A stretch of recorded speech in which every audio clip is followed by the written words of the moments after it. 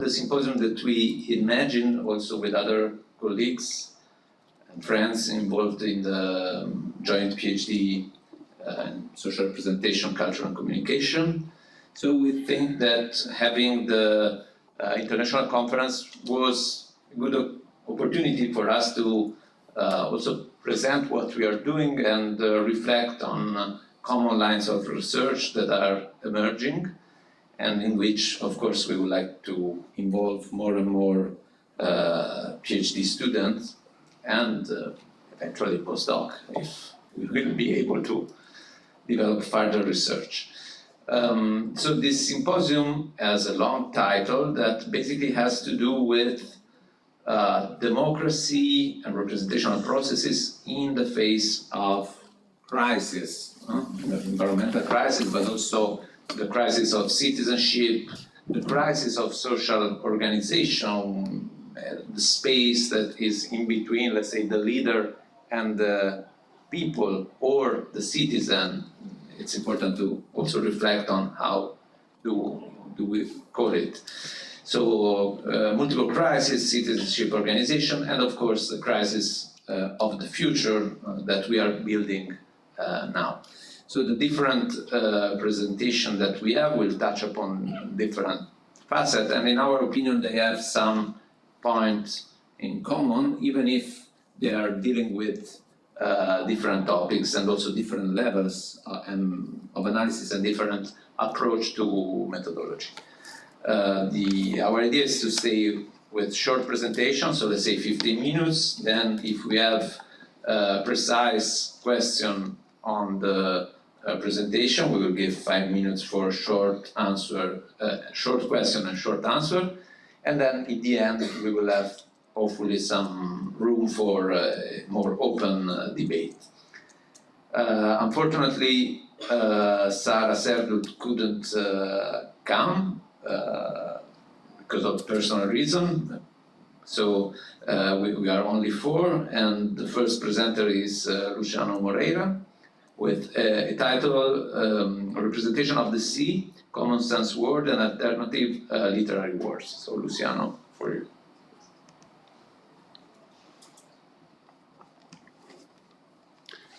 I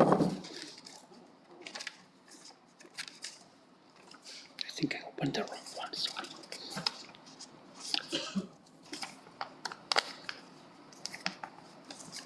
Okay, this is the right one.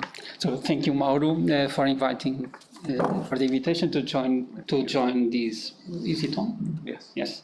For the invitation to join this panel. Thank you all for having me and for having us. In this presentation, I will explore the common sense knowledge of the sea, with a special focus on the deep sea, alongside its representations in utopian and science fiction literature. It is, I must say, an exploratory study, and the results are quite preliminary, as you will see. I must start with a personal story. A few years ago, a team I was in had the chance to apply for a funding on a special call. It was focused on the Atlantic Research Center agenda, and it was launched under the umbrella of the Portuguese Foundation for Science and Technology and the University of Austin at Texas. The team was pretty much interested in science communication and digital media, myself from a social representations point of view, and we had recently advised a master thesis on the social representations of marine litter. We decided, therefore, to apply with a project on the deep sea. Our idea was to develop a non-obtrusive method to evaluate audience responses to science communication projects through an immersive virtual reality environment. But before the virtual reality and the method development, we conducted a study on the social representations of the deep sea. For the application to be competitive, in a pretty much Latourian move, we involved 2 science centers, one in Azores, which is quite a match, and another in Porto. The point is that the one in Porto was focused on astronomy, and the project was focused on the deep sea. No, not quite a problem, because the deep sea and the faraway space share common characteristics. They are challenging, they are poorly known, and they are far, far, far away. What I didn't know back then is that Asimov's Waterclap, a short story, presented the same comparison and made it even sharper. Because they are alike, moon citizens and deep sea citizens in the story compete for the same funding. Again, Latour would explain this social construction of science pretty well. I will be a bit of a spoiler here. The moon citizen comes to pay a visit to the deep sea city under the pretext that he wants to learn about their safety procedures. Quite an irony, I must say, after the Titan accident in 2023. In fact, he comes to destroy the city so that the moon gets more funding. We have since then tried to get more funding after the first successful project, but only this year we managed to get it, or at least we think so, due to the Portuguese Foundation Science and Technology miscommunication issues. But we do hope so. The project will likely allow us to explore the deep sea representations and imaginaries to develop better chemistry teaching practices. Today, I will briefly put the social representations of the deep sea in perspective and describe the interdisciplinary approach I used in this project.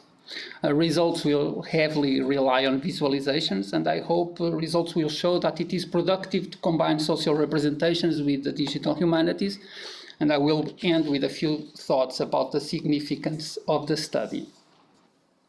Well, people have an emotional connection to the sea, as our host Elisabeth Guillon, Fabrice Puccini and colleagues recently showed in a paper published in Papers on Social Representations.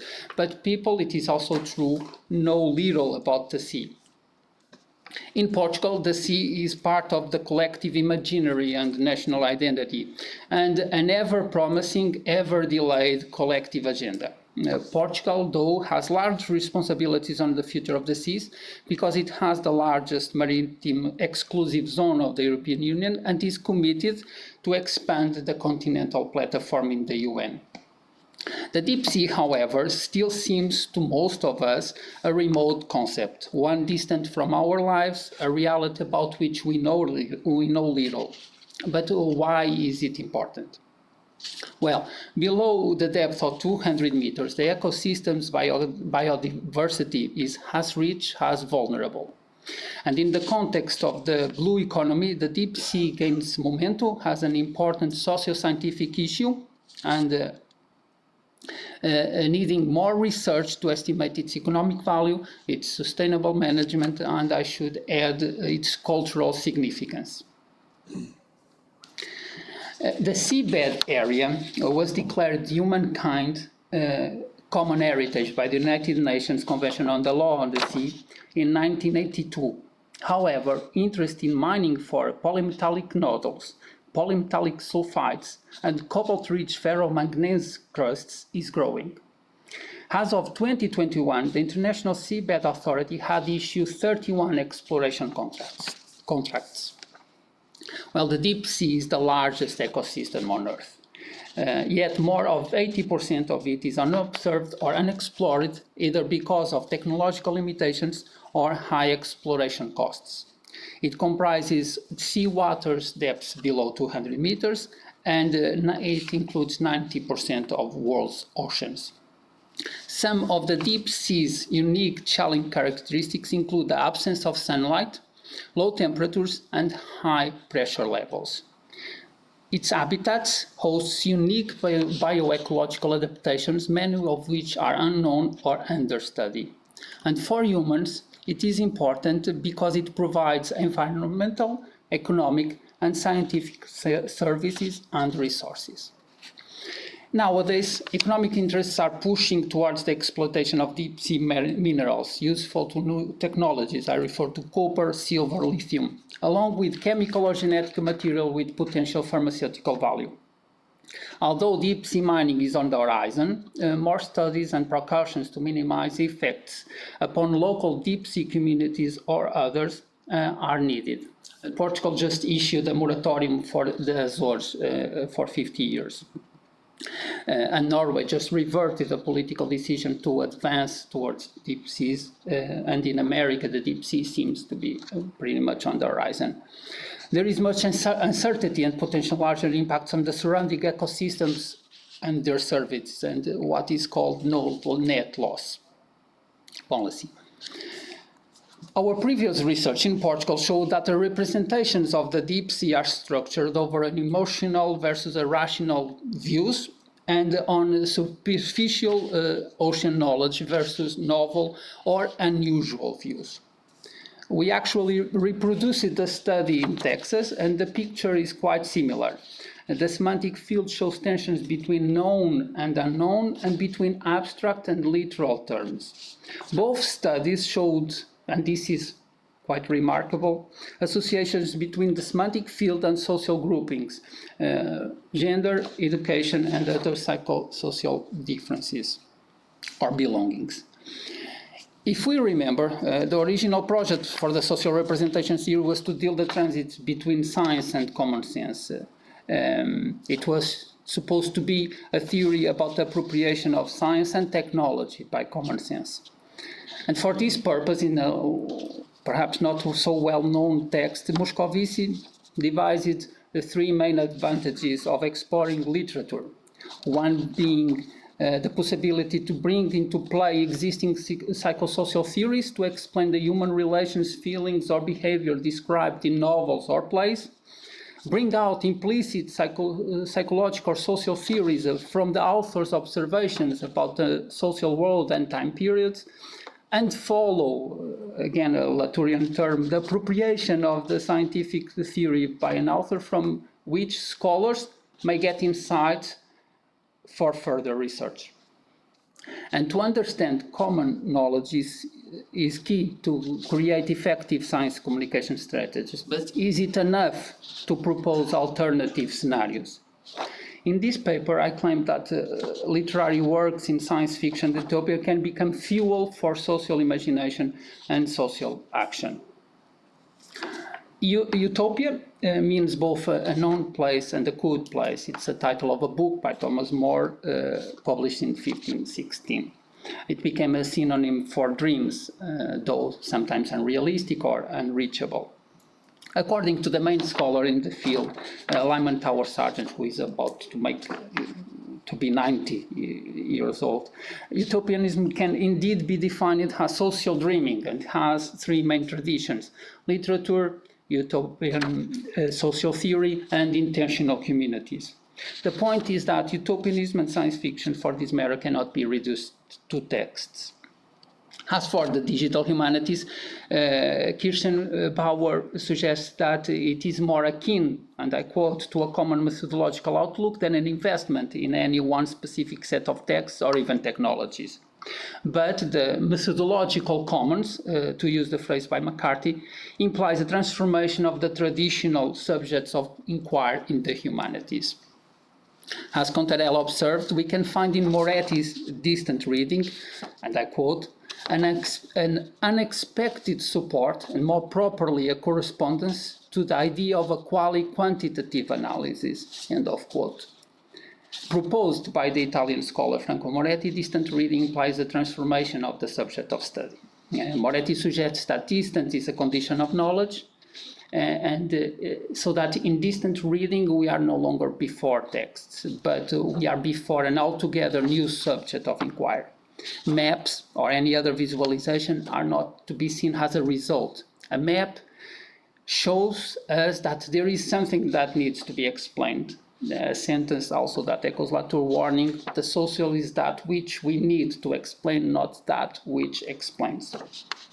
And in this work, we aim to explore fictional accounts, utopian works, and the representations of three different groups. So alongside excerpts of 26 literary works collected by close reading by a group of young researchers over 1 month, and also on 3 different online databases, we built a corpus that will hopefully allow us to explore different natural groups. On the one hand, the authors, and the other hand, scholars, and finally, ordinary readers. The first database is the Utopian Literature in English, a database curated by Lyman Tower Sargent. In this case, it lists about 61 utopian works in which the deep sea or the seas is referenced in the notation. The Blue Humanities database is maintained by my research center, and it lists 10 additional works that refer to the sea.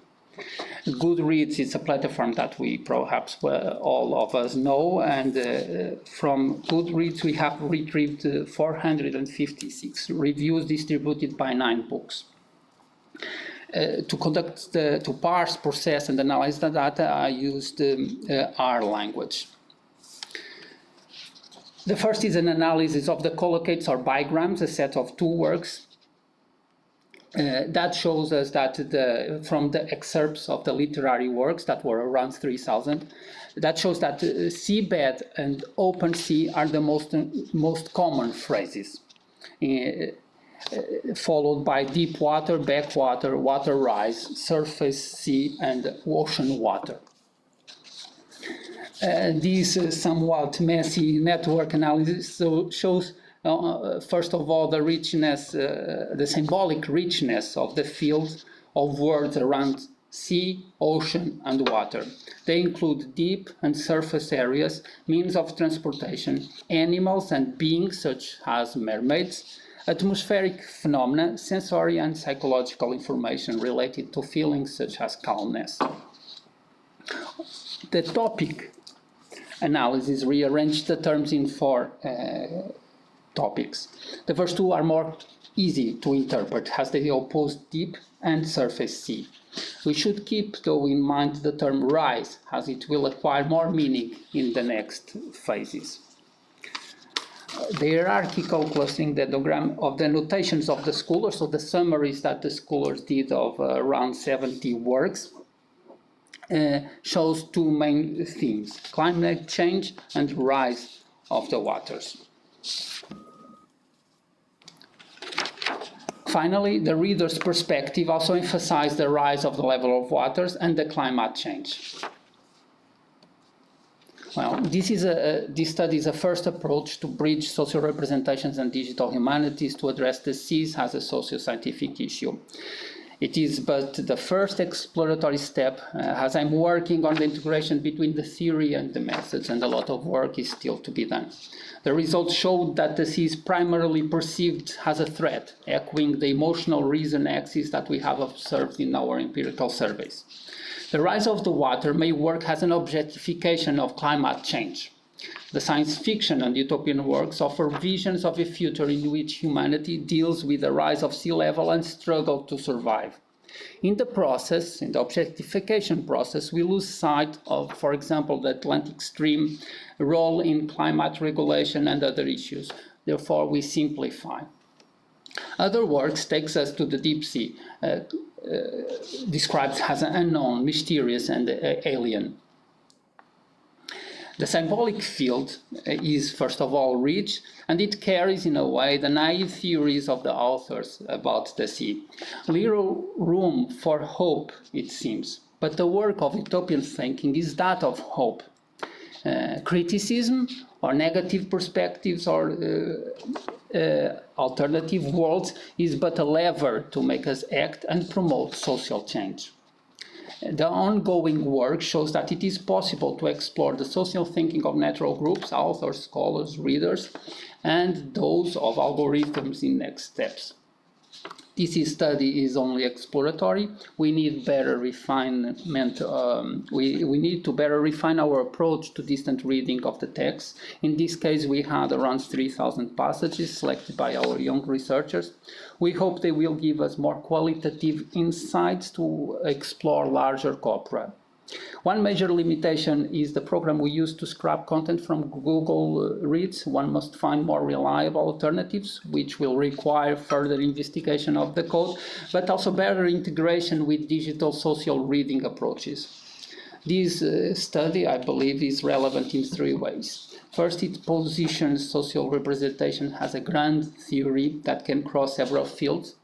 It aligns the theory with one of the major concerns of our times, that of sustainability, and it moves our focus to the construction of the future giving a tentative answer to the big question of how we represent the future, that which does not exist yet. And thank you so much. Thank you. Yeah, 2 minutes for short question. Paula, please. Thank you. It was very interesting, Luciano. I have two questions and one comment. The questions are more practical. If I understood well, you are analyzing comments of readers to books, utopian books about the deep sea, right? Can you tell us a little bit more about the dates when the books that are being commented were written? Yes. Because in other way, and also not just the dates, but also what type of fiction is this? Is this? And I'm sorry for my elite categorization, the one that I'm going to use now. Is it fiction or is it popular fiction? That the books that receive the comments. And I'm asking this because you might be aware that there is social psychological research differentiating the effects of reading popular fiction and non-popular fiction, right? Okay, so these are the two questions. Okay. Okay. Do you want me to answer or do you want to carry on? No, it's okay. No? I'll talk to you later. Okay, That's enough for now. Thank you. It's also the opportunity to clarify this. So first, I worked with 3,000 excerpts from the books. So also the first phase. So what we get here in the what we find here is based on 3,000 excerpts of around 26 books that were read by close reading. And every time there was a mention to the sea, the reader would take note. And then actually it will try to classify it into a category, but I still didn't get to that part. The second, this semantic field, so to speak, is also from the excerpts. Well, what then happens is that we have those two databases that are curated by scholars. So they select the books. They are not. I think they don't dismiss popular fiction, but they will include for sure more specific and niche utopian writings, especially the ones that come from Lyman Tower Sargent database, which are the big majority, around 50%. And those annotations were also, we made the distant reading out of it. So what we are trying to see here is no longer what the books tell, but what the scholars select from what the book tells. And this is, I think, the innovative, if I may say so, part of the approach, is that we are moving between self-motivated actions of natural groups doing their job as usual. So writers writing, scholars commenting, readers reading. And then finally I go to Goodreads and I get the reviews of the readers. So these allow us to navigate three audiences, not in a survey provoked experiments, so not artificially activated, but based on the daily activities of groups. Of course, a lot of problems emerge from the biases in the database, curated that they are, though. The main problem, I think, that so far I find is really with the code, with the Goodreads that I'm not satisfied with, so I'm not quite sure of what is getting, and I need to work on that. The books go from the 50s. I think the first one is from the 50s to 2024, if I'm not wrong, but we see that the last years, from 2015 to 2020, have the biggest amount of production. It would be useful to see that. That's irritating it is, but I didn't make the graphs on time. But I was working on them yesterday, but I didn't make it. There are a few. I will shut up, sorry. We can discuss later. Sorry, very quick question, or at the end, please. I don't speak English very good. I speak in Portuguese. Do you understand? The translation well. for the... Você falou sobre a dimensão racional, emocional e sensorial na construção das representações. Pode explorar um pouco mais a relação entre essas dimensões, como se apresentou no seu estudo? De falar em inglês? In English. In English. Okay. I understand.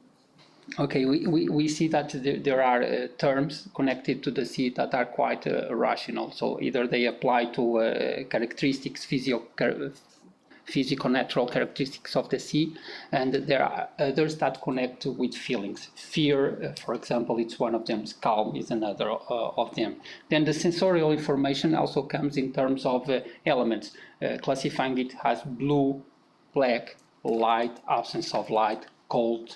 This is a little bit, and we found this in the empirical studies with participants in a free association task, but this also echoes what we find in the literary accounts. E But we should move okay. to, and maybe we can Okay. take back this issue later. Thank you. Okay, so thank you, Luciano, and I can go there.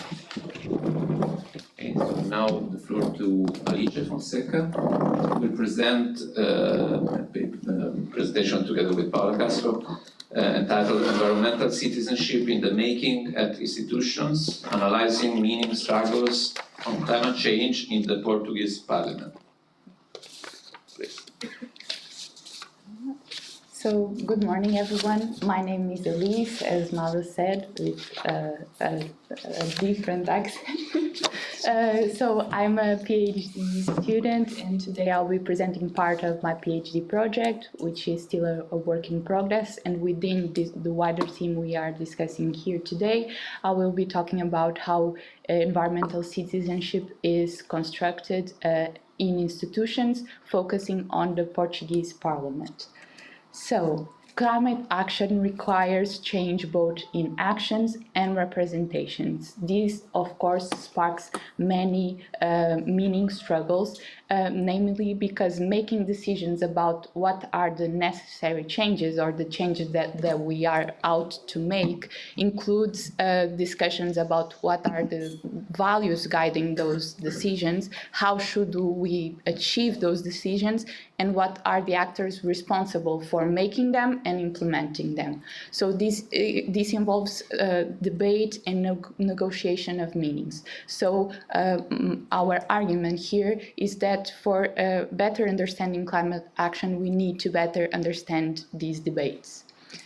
So, what are the gaps that we identified in what comes to social psychological studies of climate change? What we see is that research has mostly developed quantitative analysis of individual motivators and barriers to green consumer behaviors. So what we see is that there is a need for a greater focus on people's roles as citizens in what comes to climate action, and also there is an opportunity to better leverage the potential of qualitative methods using processual and context-sensitive approaches for grasping the complexity and the diversity of climate change and climate action meanings.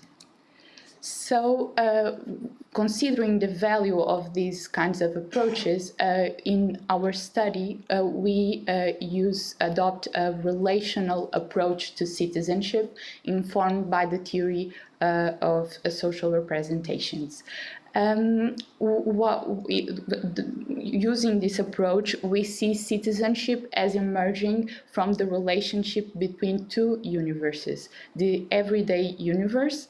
And I can see that my slides have a problem with formatting, but okay.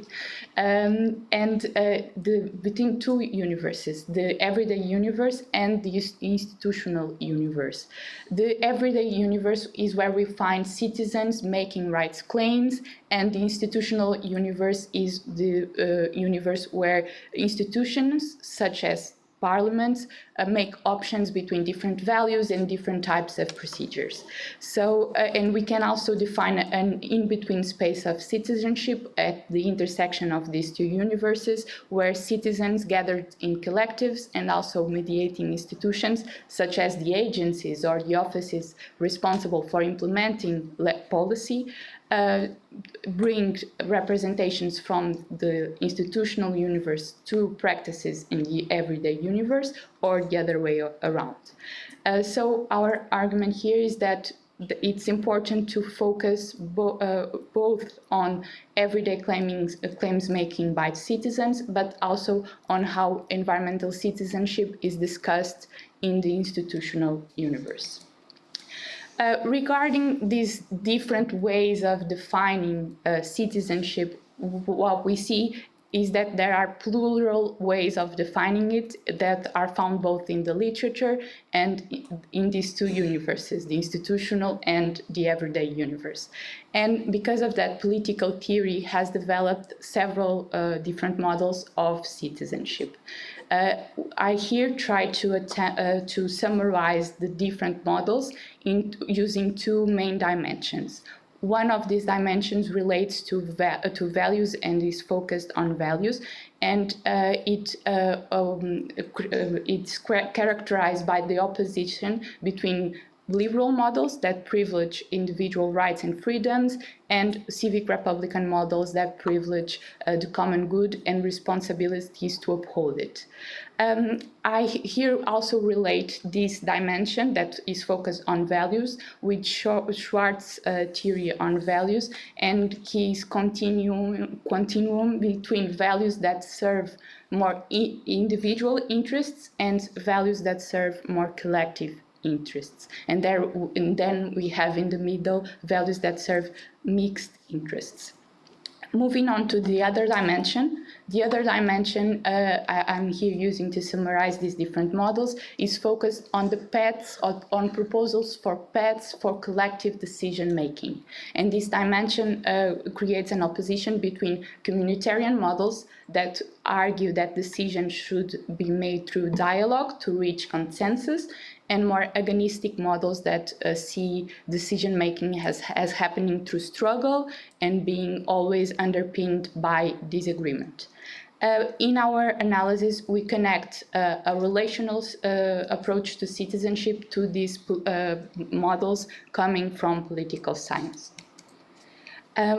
What do we see as our contribution? On one hand, in social and political psychology study of citizenship, we see that there has been a greater focus on the perspective of citizens, so on the everyday universe and how, for example, people contest new laws, as an example.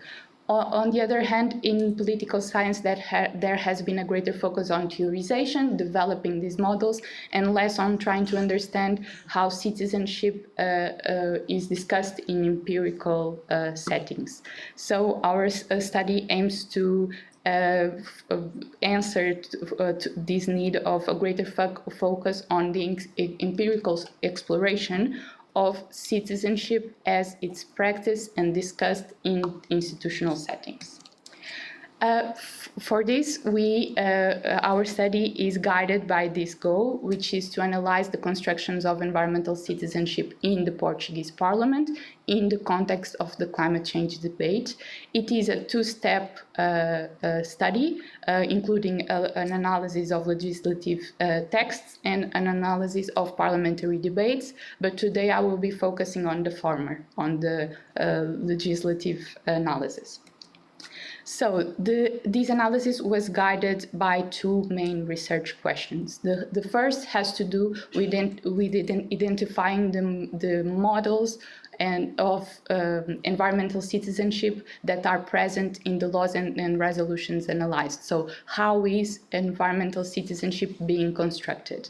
And we'll look at this by looking at what are the values being promoted in the laws and resolutions, what are the rights and duties they define, what are the proceedings or procedures they define to uphold those rights and duties, and finally, who are the subjects that are responsible for the procedures defined or that own the rights and duties defined and their respective counterparts. The other question we make is how is participation constructed in these legal texts? Our materials are three legislative initiatives. They were proposed across the span of three parliamentary terms in the Portuguese Parliament. The first parliamentary term starts in 2015, and the last parliamentary term finished in 2024. The main element of our corpus of analysis is the Climate Framework Law. Because of its length, it's the bigger legal text we are analyzing, and also because of its legislative importance. The other two resolutions we are analyzing are connected in some way with the Climate Framework Law, because the first resolution in the table is about declaring a state of climate emergency, which was later enshrined in the first article of the Climate Framework Law. And the last resolution in the table also is related to the Climate Framework Law, because after approving the law, the Parliament called on the government to comply with that said law. Moving on to the methods, we conducted a thematic analysis that was both deductive and inductive, but departed from the deductive framework of categories that you have here. So we looked at the values and objectives being promoted, then at the rights and duties defined in the dispositions of the legal texts, the procedures defined, and then we looked at what are the actors that are responsible for this disposition, and also who are the counterparts. So basically, who are the actors that are the target or the beneficiary of this disposition. Moving on to results and starting with values and goals. What we see is that the legal text define a primary goal, which is about pursuing the decarbonization, so basically reducing emissions. This primary goal is supported by a set of secondary goals, from which we see that one of them is highlighted, which is sustainable economic development. But there are other goals in there, such as just transition and nature conservation. These goals, both primary and secondary goals, should be pursued according to what we see in the legal text by ensuring a set of safeguards, such as following a principle of precaution regarding climate risks. And these all should be pursued, and the procedures that the law then defines should be conducted with respect to a set of transversal guarantees, such as participation, transparency, knowledge-based decision-making, and I think that's it. But here I want to highlight that both the primary and the secondary goals, as well as the safeguards that should be ensured in the process of achieving those goals, translate values, going back to Schwartz's theory, that serve mixed interests. This means that they are occupying a boundary between liberal stances and more civic republican stances. And so we need to look further, maybe into the debates, to see how is citizenship being constructed. So I don't have lots of time, so I will move on quickly. Looking at the rights and duties that the legislative text define, we see that more rights are defined than duties. So this is an element that seems to signal a more liberal stance. One interesting thing is that the subjects of all these rights remain abstract. So this is a limitation when it comes to citizens wanting to make claims based on these rights.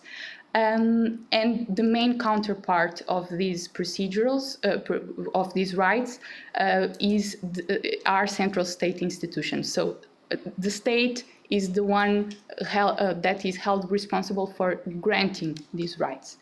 Duties are fewer and I think less interesting in this case, so I will move on. Regarding procedures, we see that the procedures defined mostly translate the hierarchy of goals and values that we have seen before. So, for example, the first and the most frequent kind of procedure is climate policy and governance, which clearly relates to the goal of decarbonization because they create several planning instruments to achieve reduction of emissions. Here, I just want to highlight that the main subject of climate policy are central state institutions, aided by local government institutions and market institutions, while everyday actors, citizens, consumers, remain only as counterparts of the procedures. So they are the target or beneficiaries of the procedures. Here I go on the links between the procedures and rights and duties, but I will move on because we don't have time. And I just want to finish with the main takeaways. Regarding the construction of participation, what we see here is that there is a focus of this legislative text on a central state collaborating with market institutions and local institutions while only informing and consulting everyday actors. This is because the kind of procedures that we see defined for participation are only public consultations or informational sessions. So basically the everyday sphere actor, the citizen, remains mostly with a passive role and not an active role, departing, for example, from more deliberative views of democracy that view participation as a true dialogue to try to understand what is the problem and find out solutions. However, the role of people, both as citizens and consumers, is recognized because we have several procedures about trying to direct green behaviors and green consumption choices, but citizens as collectives remain as actors with little to no relevance. So for you to understand, communities are identified, they are referred to in this text only 3 times. So basically there is a greater focus on environmental associations, technical committees, and so on.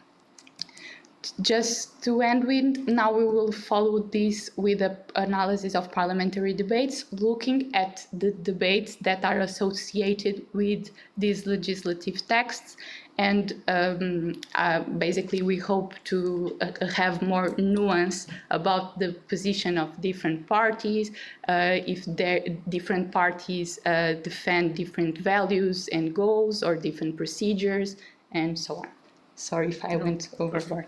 Thank you. Time. Quick question.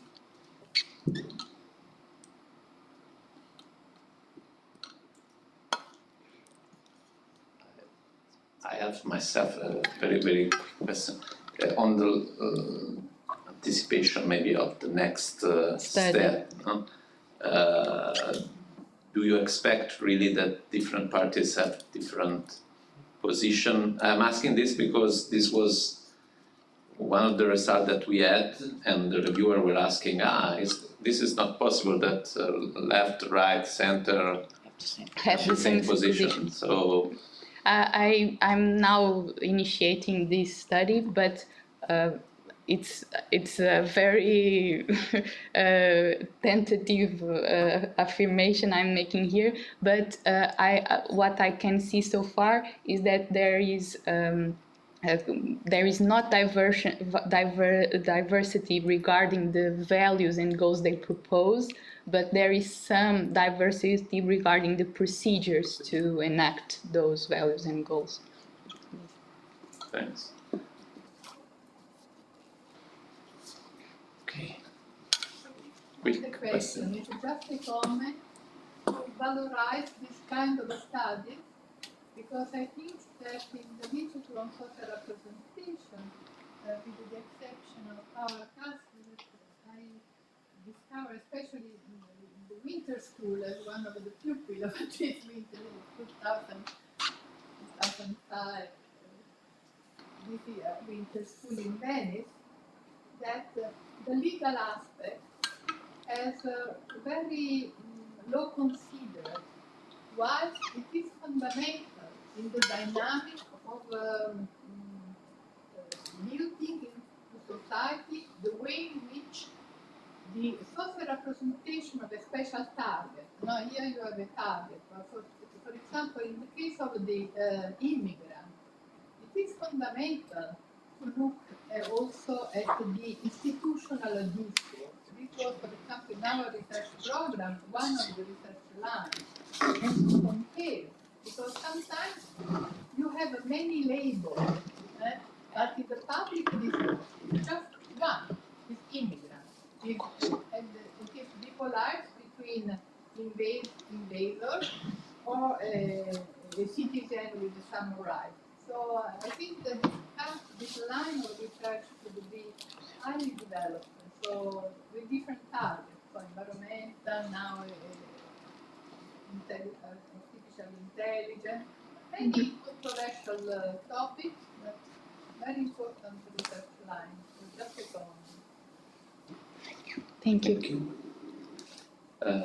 So it's my turn now, and we are going on more or less with the same issues, moving as we are seeing from mixing, let's say, the environmental, societal, citizenship, legislative issue.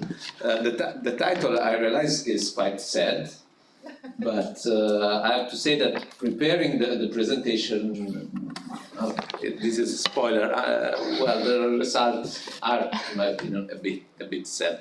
As you can see, there are a lot of names, also because it's part of a project that we are developing and led by Sonia Brondi.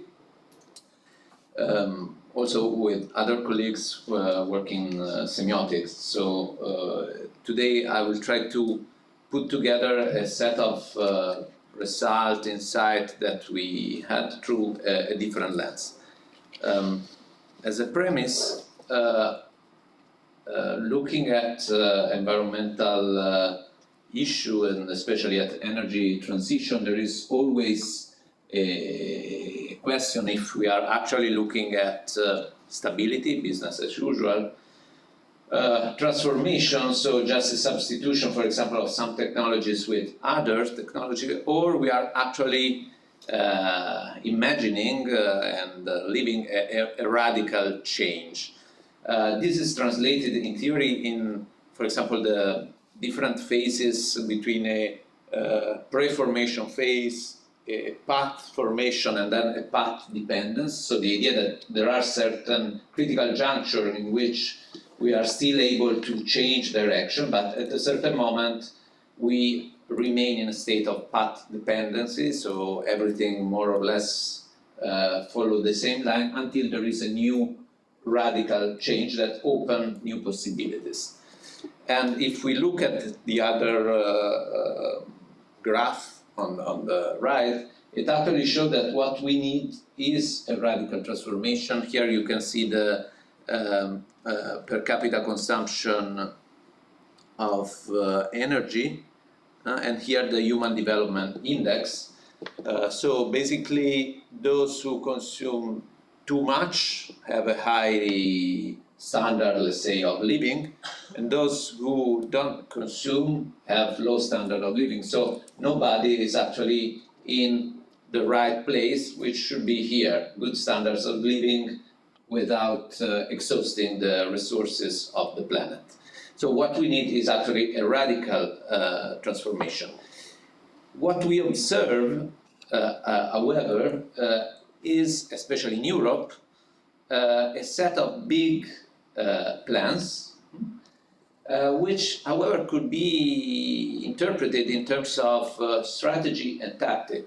Because on the one hand, we see this big plan, energy strategy for Europe, etc., until now, energy roadmap. So, seem a very important direction.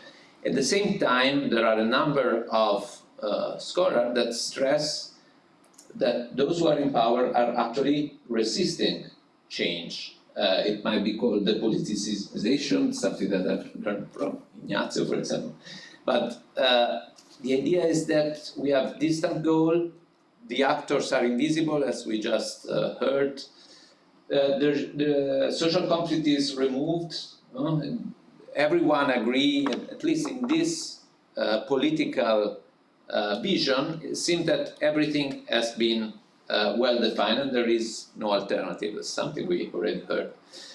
And however, it's clear that if the same institution also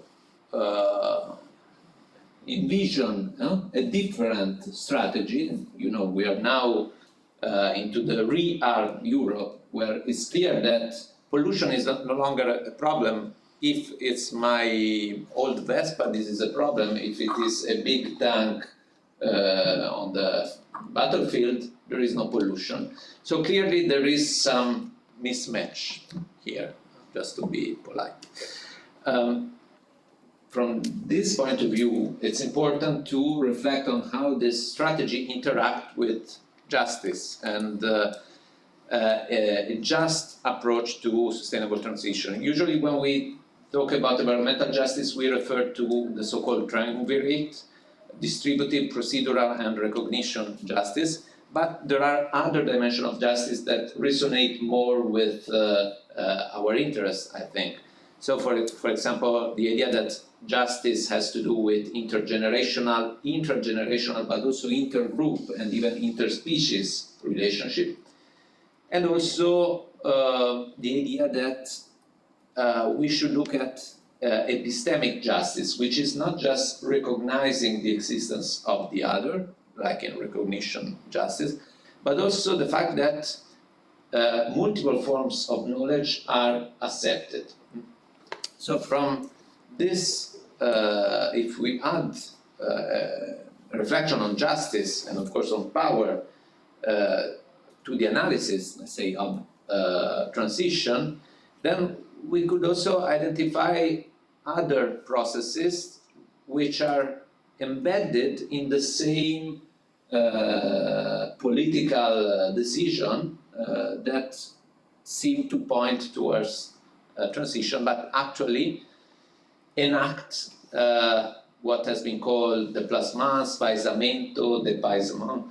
So exclusion, dispossession, disempowerment, but also silencing of the other. So in the same policies, in the same practices, we also see that citizens, mainly groups, specific groups, are often excluded. This, in my opinion, also, since we are here in this context, call for rethinking about what we used to call zone wet. Zone wet is mainly referred as the tendency not to speak about something which is socially difficult, which could cause the, sorry, it's written in French here in the note, so the putting into question some moral values or social values. So if we risk of putting into question this value, then we prefer to be silent. However, if we add justice dimension, then we can wonder who has defined these values as valuable, who has defined and through which mean certain moral dimension have become dominant somehow. An option to look at this process, in my opinion, so how those who are in power impose certain zone of silence by promoting values as obvious, is a concept that I'm taking from semiotics, so the concept of isotopy, the redundant use of lexeme in discursive context, which create an overall coherence of meaning. In this sense, the strategic use of sign can surreptitiously shift from one isotopy to another, and thus transform the meaning of the same sign.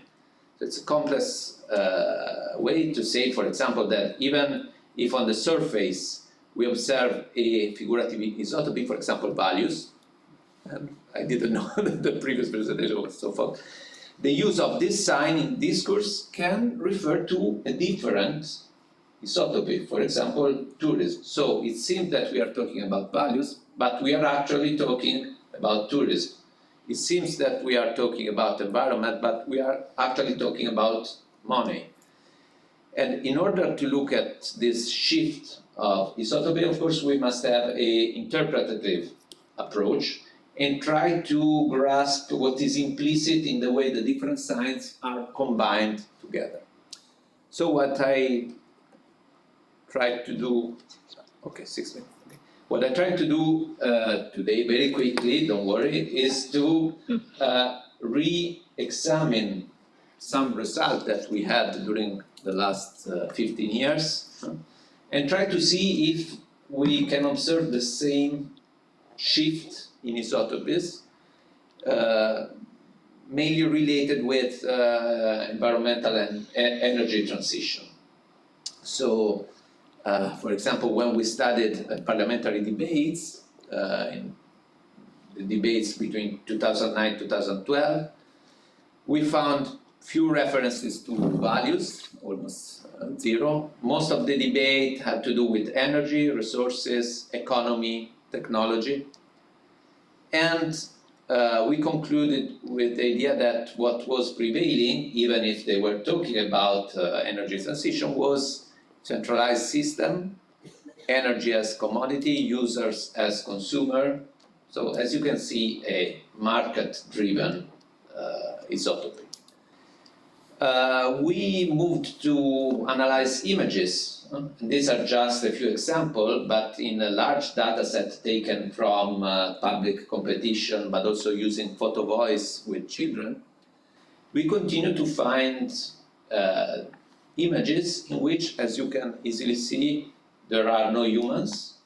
Transition has to do with big plants elsewhere, in empty spaces or in not well-defined elsewhere. So once again,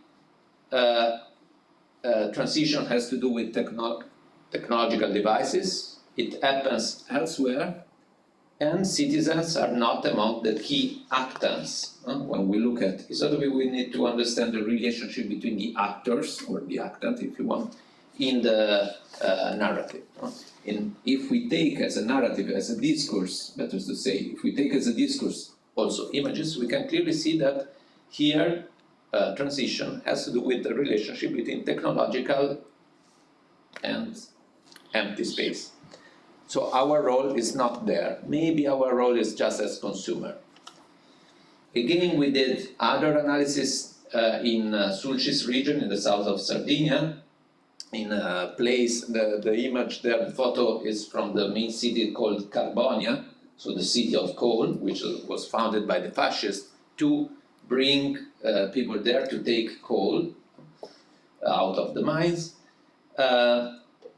Again, what we find here is a set of narratives in which, this is very difficult to read also for me, but let's say that the main narrative, the prevailing narrative, is that even though the mines have been closed a long time ago, still the place is identified in terms of a sacrifice zone. So that what we can do here is to refer to an old identity as minor, and this is the only source of pride. So big plans basically impact with this narrative that limit, or we can say lock in, the community in an old vision and old memory without any possibility to change. And we observe similar narratives, for example, in another case. Here we are talking about a big dam in the south of Italy. Clearly, if you look at this image, this is taken from the original project when they were actually going to build the dam. Once again, we have an erasure of the community. It's an empty space with just the description of where the dam is and where the water will arrive. What we see today, after, this was the conflict, we did some research in 2014 and now in 2024, the description of the dam has changed. It's no longer an industrial site. Now, especially on tourist blog, the place is described as a natural empty space where you can go and look at birds. It's a particularly nice place, erasing once again the fact that the community was dispossessed of all the land, of all the productive land that for centuries was the basis of life in that area. So first it was dispossessed because we will bring you jobs. Now it is dispossessed because we will bring you tourism. Your interest, your point of view is not present at all. And this is another idea of building, for example, in the same place a big theater, which will attract thousands of tourists and is actually empty.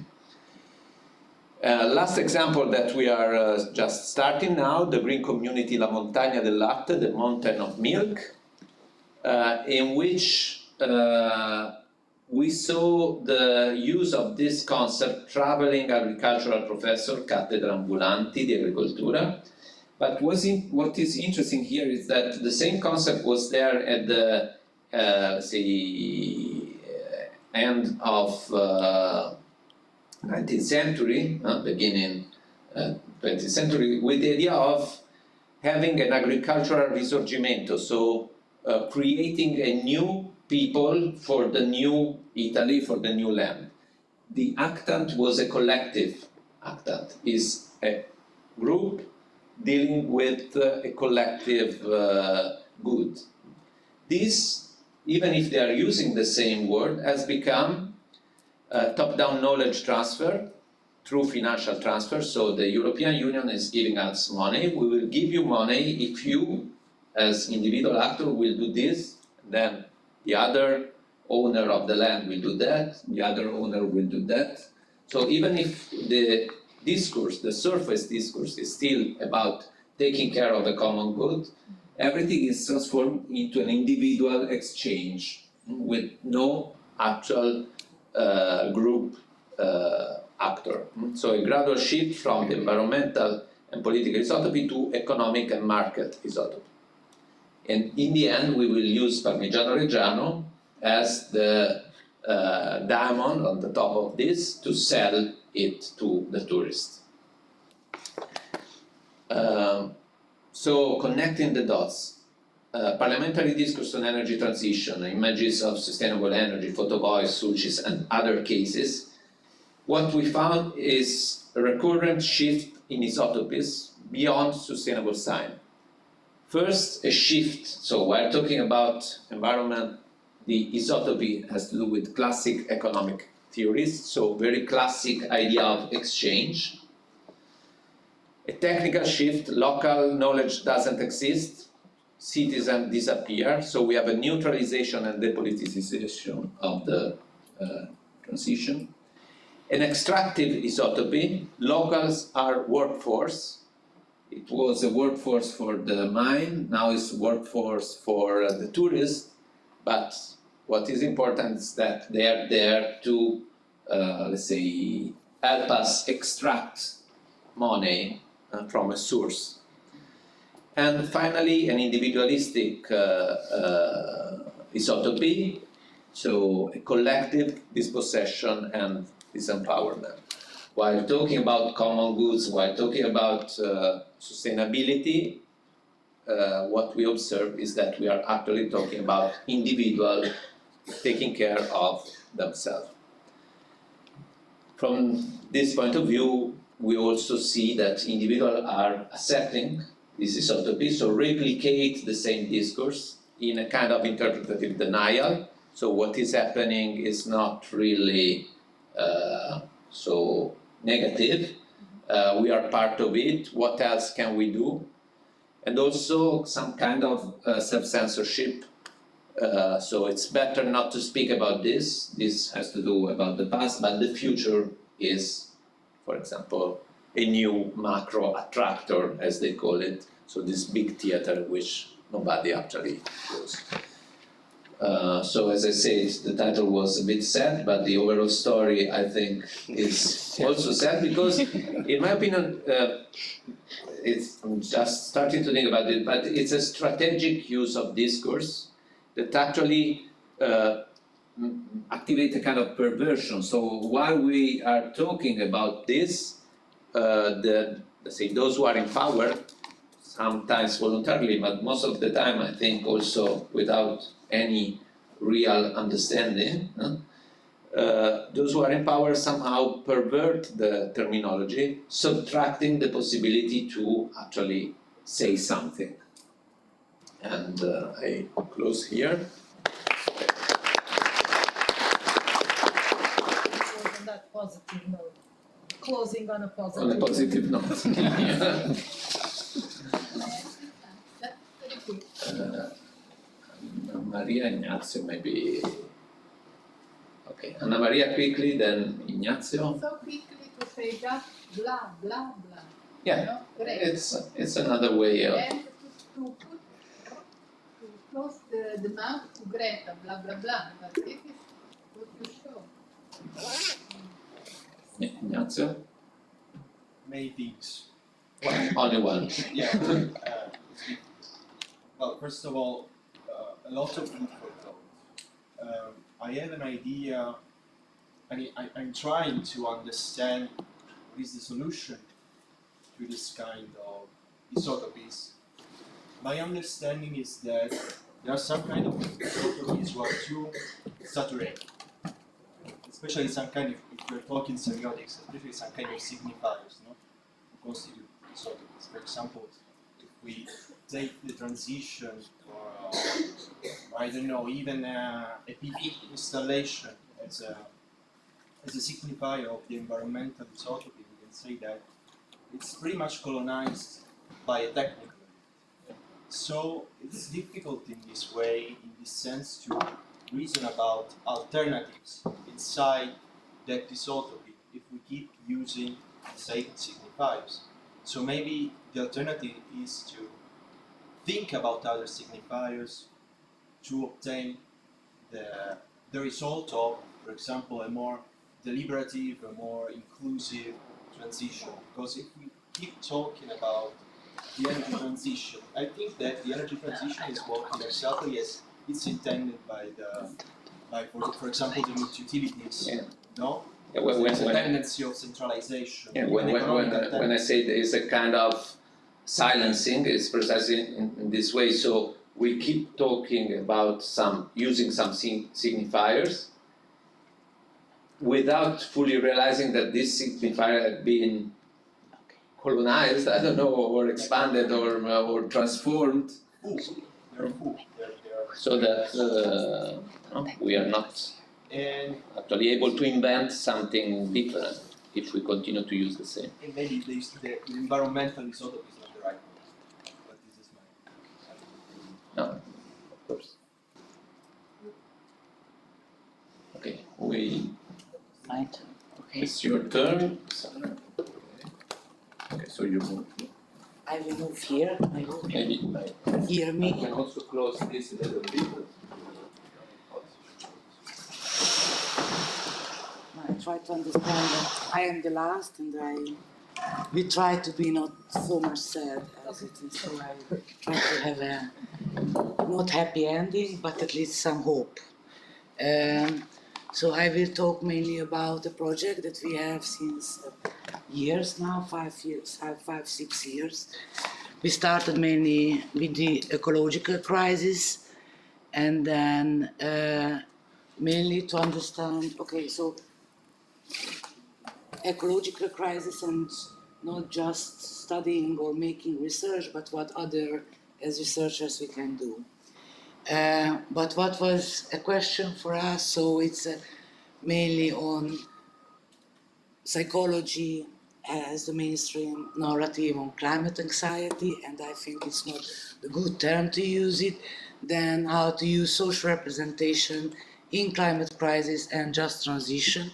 And I'm going a bit, not so much in deep, because it's not going. Uso le frecce ma non vanno. Ah, okay. So a lot of literature on climate in social psychology is about climate anxiety, which I think if you are going to see the AP recommendations or also how to take in control on anxiety, it's very individualistic and intrapsychological, and seems that it's much more a worry and not a real issue. Then I would like to point out a few polemical representations, which is the concept that we can use is the we or the I, which is the active or the who is the actor somehow. Then there is a polemical representation also on how we connect to nature, so culture, nature issues, and how where is the human inside that.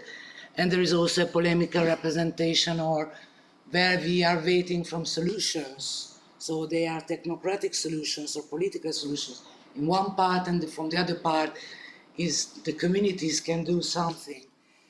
And the fourth is on capitalism and the concept of capitalism, or also that's a system which cannot be changed or can be changed, and if cannot be changed, there is this greenwashing of the so-called eco-capitalism also. Just a few concepts here on I or we. When we use I, it's very an individualistic approach. There is the human agency behind, and which is also a kind of the best way of how capitalism can use, or how capitalism frame that's the best ideological frame for capitalism if we are talking in I concepts and not in we concepts. And a lot of time this I is connected to what can I do in relation to the ecological crisis. So I will consume less, making selective garbages, but not so much possibilities that I have to act. And okay, what I think that for us it was very important is the attribution that we make, or how we explain the climate crisis, which is there this polemical way. One is the so-called Anthropocene, which is a very dominant narrative, which means that the biosphere was transformed by the human agency, and the human agency in itself. So society plus nature means ecological crisis. And there is another narrative which is enough recognized, which is the Capitalocene narrative, mainly based on Moore, and he's saying that is capitalism, which means a kind of violence in nature and also in humans. So Moore is calling the cheap nature, or the four cheaps, which are food, energy, raw materials, and human life inside the system. And what is also interesting, that there is a new narrative which is not really known, of a woman called Haraway, and she is talking about the Toulouse narrative, and it means that there is a long, long history, and the human is just a short story on this long, long story of life somehow. And yeah, it's mainly symbolized, or the image is of the invertebrates, and asking that we are the 90% of the population in Earth. Okay, so these were some few concepts that we were thinking on, working on, and so on. And we arrived to a concept which is not really into social psychology, but we find out that there is people, mainly also political scientists, into this so-called solidarity economy. So how to imagine a future where people are connected in relation to their basic needs instead of profit. So how to exclude the profit and creating small bubbles where people are connected through these needs that can be food, electricity, water, culture, services, so the things that we need to survive or to stay. And these are just a few initiatives all over the world. There is the socieco.org that you can find them. And this was just framing me and what I wanted to talk, or what I would like to talk now. It's my kind of participatory research action, or we arrived to the point, okay, now what we can do, not just researching, but how we can act. And then we were thinking that one of the most important issues is to how to strengthen communities to cope with the ecological crisis. And we were thinking in two topics. One was this creating alternative action so that people in our local communities can find new ways of acting or new ways of interacting. And it's like a small, it's like minority influence. So it's need-based models, food hubs, housing cooperatives, energy communities, how to make it in our local place, which is Hungary, which is not really present, or was not really present, this kind of discourse, that I will talk about later. And the other was mainly how to create collective action. So how to make people understand that there is a common interest, that there is much more power in collectives. So it's a contrast, reactive, resistant, how to say no to the existent. And what we also find that they are movements. Even in Hungary sometimes they are movements, but these movements are short term. And a lot of time they are disorganized, and they are not able to organize a priori of what's happening. So they are very, very reactive. And so we started to think about, okay, what about unions? Okay, unions are existent institutions somehow, which are related to existent communities inside working places where people are there and are all together there, and they have common interest, and how to revitalize unions. So this is where this story is starting, but I have 3 slides and then I finish. No, not yet. I have 2 slides on context. One of the contexts which I think is very important is that we are also related to a geopolitical position. Okay, so Hungary is a semi-periphery, which means there is low wage of labor, there are informal economies, there is a kind of assemblage, which means the Chinese industry is coming in, the German auto industry is coming in, and we are assembling. And people are very ordered. The market, it's in itself, it's a very precarious, informal way of the labor conditions, yes, sorry. And in this context, there is also another issue, which is the unionism in itself. So we are an ex-Soviet Union. What? You said that. Okay, so we are, after the regime change in 1989, unions lost people. Before, they were servants of the government, and they were mainly making services for the people, and not organizing, or not advocacy, or not culture of saying no. And they were very highly hierarchical, bureaucratic culture, still with a strong negative public image, not as in more Western countries. Okay, in Hungary we have this very negative image of the unions. They are also highly fragmented. They are the so-called yellow unions, which means they are making tokenism for the government, so they are saying what the government says. And there is weak presence in the workplaces, no advocacy cultures, and lack of resources, both of human and capital. And so this is my short story, or not only mine, but also of Sara and Judith, they are my co-authors. And we started to organize our union. Okay. And what happened that we started with this solidarity economy concept, then in Hungary you probably know that all universities became private, which means part of the government people.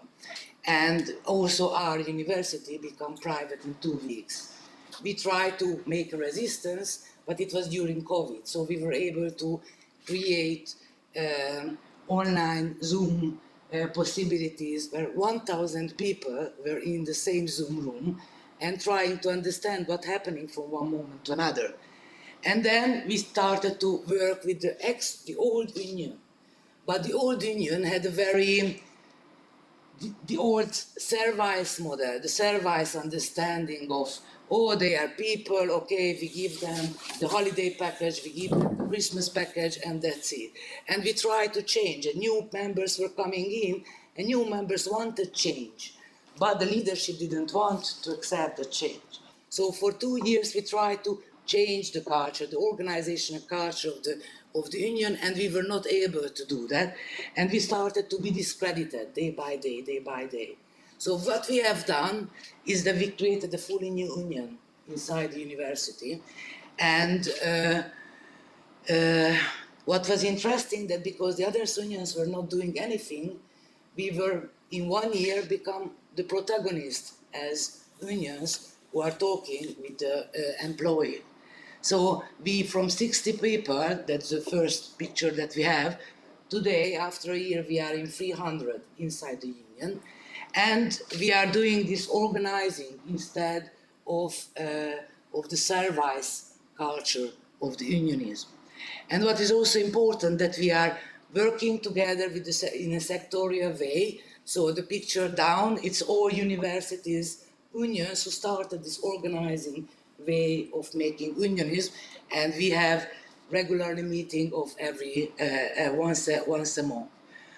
And we have also intersectoral organizers meeting, and what we also have is a kind of regional, so Eastern European meeting of the organizers, because somehow you have difficulties which are structural or inside the system because of your geopolitical position or where you stay. And the last slide, if I still have time, that I would like to present, it's because we didn't arrive to the solidarity economy. Okay, what we are doing is to create a community, because it was not a community, and it's very difficult. For example, because of hierarchies, there are professors and administratives, and professors doesn't watch administratives in the same level of humanity. All professors doesn't understand themselves as workers because they are passionate of their work, so they are some kind of auto-exploiting themselves, okay, instead of, we know these situations, I think, right? Okay, so what we started to do is, it was a campaign for 6 months, and what we have done, it's reunion, meeting. Let's see, what is our common interest? So let's start from the point where we are and what we can do together. And there were 3 things coming out: the wage increase, normally, the transparent wage structure of the university, and the question of the home office, mainly for the administratives. So we started to make a campaign, and we started, it was like making gymnastics, because Hungarians are not really revolutionary in terms of going to make collective action. So we started to make small gymnastics of saying no. First an online petition, then another online petition, then a postcard campaign, which means that you send a postcard to the rectorate and saying that you are not able to live with 20 euros. Then we entered in the Senate. So the last was a very strong action, at least in the Hungarian culture. Yeah, these are, okay. Oh, sorry. Online petition asking for wage compensation, 500 people. No official response. Requested for, okay, that's, I told it. Entrance to the Senate is the last photo there. We started with 500 people signing the petition. We entered in 30 in the Senate, so the number decreased on this activity. People didn't feel it well.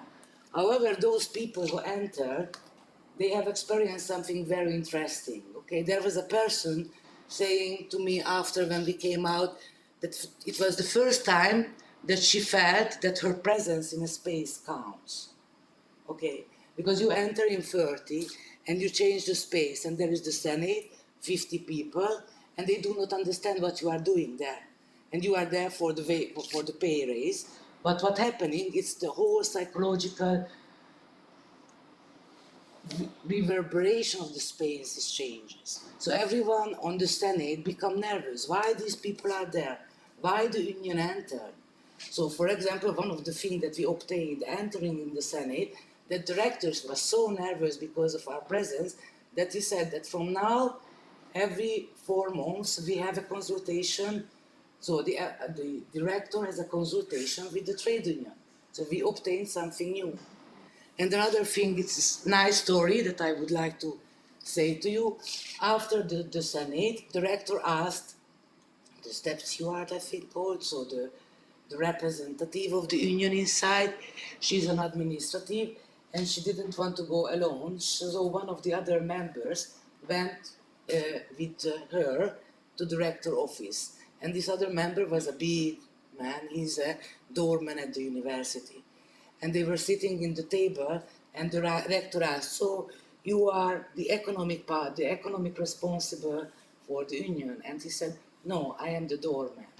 And you know, it's a very nice situation when there is the rector meeting the doorman in the same table and they are talking about something. So it was just to see its very beginning of creating a kind of active groups, and we still not meet the other part, and I'm finishing here, sorry. The other part of the, for example, solidarity economy, for example, the food hub, okay. We had small actions on food hub, for example, when a vegetable or a fruit is coming up in 1 week, then they call us, we have a lot of ribas. Okay, do you want ribas? And then we activate the membership. Okay, let's buy the ribas by the local producers. Okay, but these are small steps. What we are doing now is to creating the community feeling at the university, and then trying to connect or trying to create this kind of, what if we not thinking just about the university, but we are thinking about our locality, the food producers, what to do with our energy or how to create energy, not now, in 5 years, in 10 years, because this is an existent community. Oh, thank you very much for your attention. I hope I was able to create a bit of hope after this. So we have some questions specific for the last presenter. Please. Hi, I thought that was really interesting. It's a question related to research that I'm presenting tomorrow, which I did as part of my master's dissertation, about, you talk about electronic representations, kind of perceptions and actions. So that was really interesting. And I thought it was really interesting how you look at union organisation as well. And I wondered how you would relate what you were speaking about, say, to like just transitions, because within the climate movement, because in the UK context, yeah, there's been a bit of a struggle in the unions about, do you preserve The job. jobs at all costs? Yeah, Or yeah. do you push for a just transition? And I wonder what you thought of that tension between maybe, interest in saving a job versus, interest in just transition, potential tension there. Yeah. So when I said we are a semi-periphery and we do not have a good union organization until now, it helps us to, from the very beginning, be part of the just transition issue in unionism in Hungary. So there is Anna there, she is inside there is a group of the big unions where they are pushing towards understanding what does it mean just transition from the very beginning. But it's because we do not have, until now, we did not have strong union organizations that you have in Great Britain. So this is a possibility in this way. Yeah, because I guess the union context is different in every country, isn't it? So it's interesting to hear about. I know as an undergrad we had a lot of Hungarian students who would come over because they felt actually that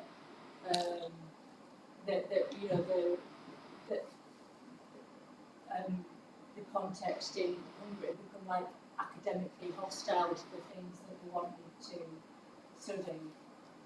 So like, country context. Yeah, that's also a struggle, yes. Yeah, I'll have to read. Is this published? Where can I read it? We publish until the model change, or we publish the online Zoom meetings and the model change issues until that is published. This is new, not yet published. Oh, Mm. if we just have to ask you. But Okay. thank you.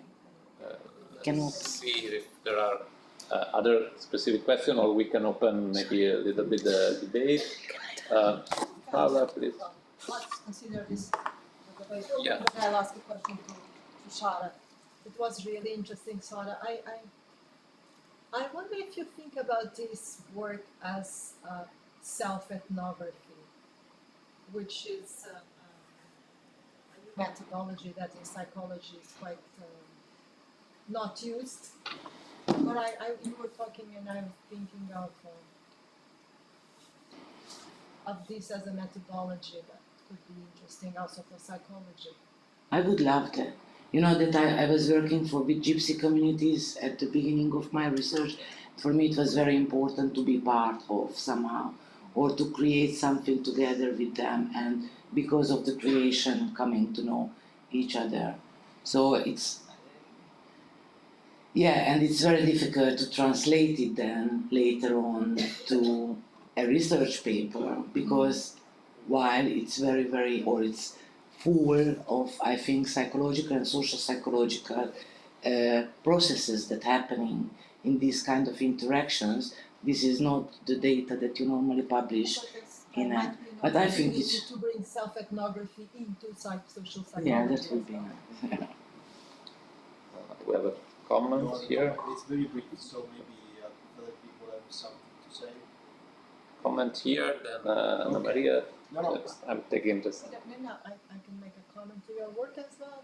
It's really fascinating how you put so many studies with this thread that was very clear and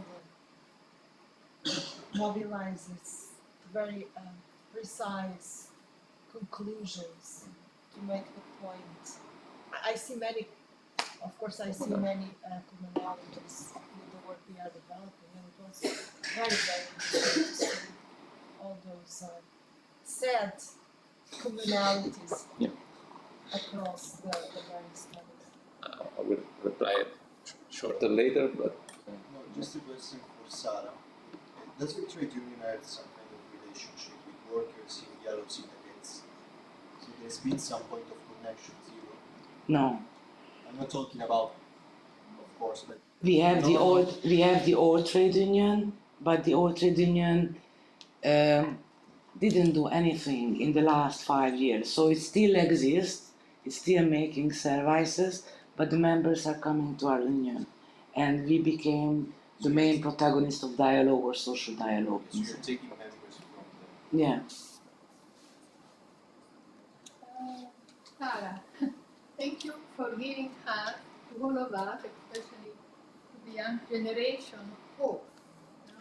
Hope that even an academic scholar can show this engagement to promote, the good. And so from blah blah blah into the depression that Mauro showed very, on basis of intensive study and very good research. And so we move from depression to an alternative. That it's not easy and even very uncommon for academics to be so totally engaged without being, just populist.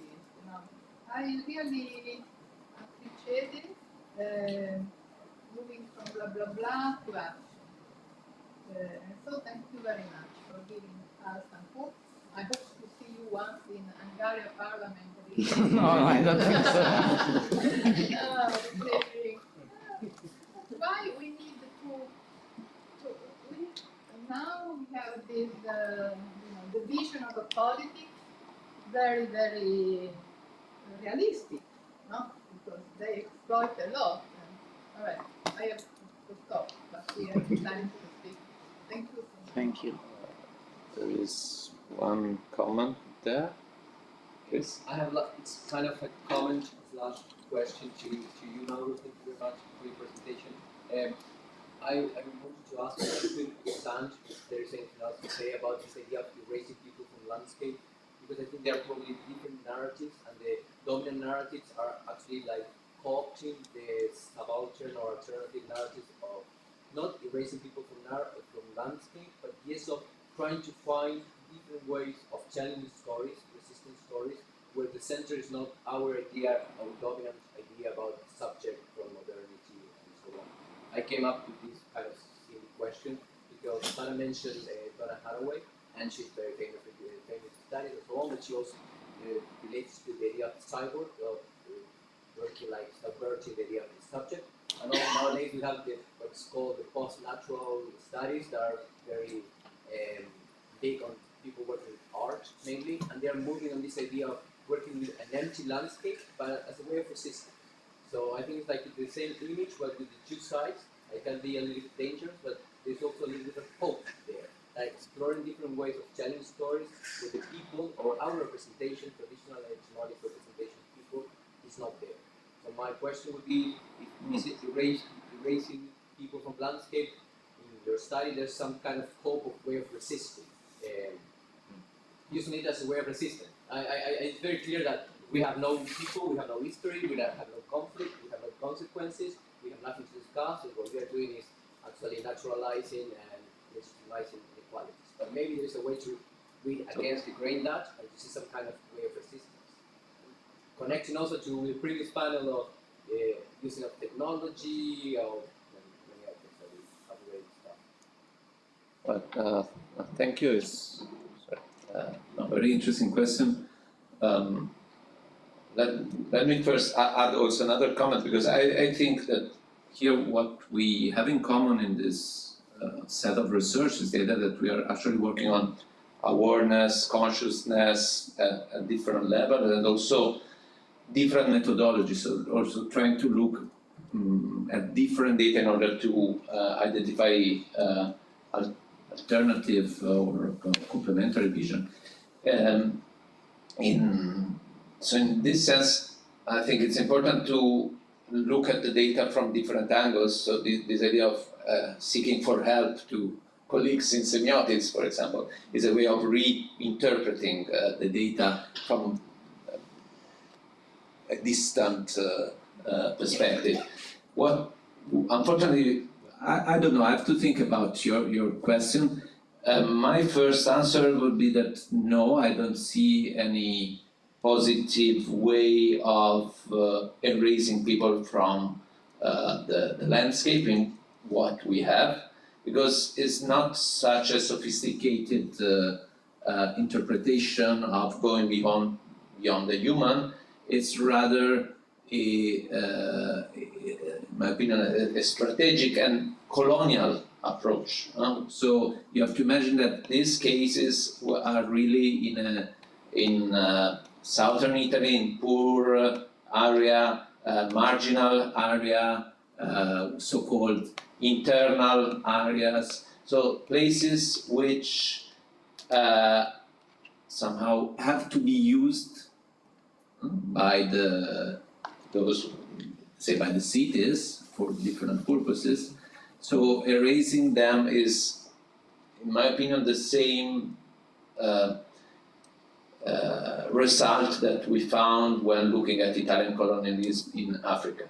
So if we look at the textbook, even now, history textbooks for the secondary school, we see a lot of maps in which Africa is simply empty, and there are arrows showing how our troops enter Libya or enter the. So, in my opinion, this erasing the people, erasing their history is precisely the same colonial attitude. So maybe, but I don't know, I have to think, it's too much to pretend from the people that have been dispossessed somehow to use such a post-human perspective while they're still struggling in being recognized as existing human beings. So, I don't know. Go on, please. I think that's a very interesting question, and I think it points to the heart of what's exciting about this symposium. I love the presentations. Thanks, for making the effort, guys. And my comment is for the symposium rather than for any one presentation, because I think the exciting thread here is that maybe not explicitly but implicitly, what we're seeing with social representations theory, once you apply this kind of framework to any problem in real life, you end up in a political research program, as it were, a political psychology research program, and you can't really escape it, because you're asking questions about what are the stories, what are the narratives out there. So like one thing, now I know the answer, okay, like we need more funding to be able to answer this question, but like in the first one, with deep stories, like how many distinct social representations can one identify? Okay, you've got, a very broad corpus, but then at some point, I guess some groups are going to seize one representation over another, one cluster of meanings over another. If I were to think in my country, for instance, Malta, we're surrounded by the sea, so the sea is a big deal, Okay, different people talk about it differently. There are some people who are, thinking about exploiting it. Some other people are thinking about conserving it, and what can we do with it? Do we exploit it for tourism? Do we exploit it for climate change, to bring about a more positive climate by looking at the tides and winds? So it's about, what social representations there are, how many of them there might be, but not only that, who signs up to which social representation? Because that is then, where people become active. They start saying, okay, look, we need to conserve. All of a sudden this becomes the domain of the Conservative Party. And now all of a sudden this is not helping progress. And all of a sudden, it ends up in the opposition in Parliament rather than anywhere else. And because of that, some laws are enacted and others aren't. So it becomes this political space for contestation, that social representations opens the kind of back door to. And it's looming there over anything that we're asking, but, doesn't grab it by the horn, as it were, or doesn't make it explicit, but doesn't remove the potential. And so, just to end with this comment with two slight observations, I think one theory that is very complementary to social representations theory, I think is positioning theory. Rom Harry and Ali Mogaddam, and this explicit consideration with the rights and the duties that I'll each. I didn't ask you a question because I didn't have a short one, I have a long one. Right? So that's why I didn't put my hand up for your presentation. But I think positioning theory and the focus on rights and duties and the riches a social representation is required, because we don't just ask about content, but we also ask about, you know, the function of that content and what it achieves in a performative way. And then maybe, I don't know, the psychology part. So, you know, when we go back to Moscovici, you know, you've got the different types, but those different types are also social groups, aren't they? They, you know, liberals, communists, and Catholic, they're social groups. And so you have to ask, you know, who gets attracted to which representation? Given that there's so much diversity out there, you know, why does one appeal to another, and so on and so forth? And that leads you to thinking about, you know, issues like values, who values what and why. And I think before we know it, just to represent one slide of what you had, you spoke about the strategic use of discourse. And maybe what we're seeing is the strategic use of representation. Who is allowed to advance a representation of the project and who isn't? And I think what you've tapped into is a strategy for silencing potential opposition that might arise in the public sphere that would erode the power dynamics that are already in place. But yeah, that's what I find exciting about this symposium. So thanks again, guys, for presenting. Thanks, Gordon, for the comment. I think we have to leave the room. One sentence. Well, I think that Moscow would be very proud to be here, because finally what the comment by Gordon not only related to the positioning mentioned in Ray, but to put together, you know, social representation and the theory of influence through minority and also the level of change in action. You know, this is finally a synergy that the literature has never really identified, because there are, you know, two different research levels. I think that Moscow is very thank you. So thank you, and I think now, after 10 minutes here, there will be a homage to James Liu. So for those who want to join.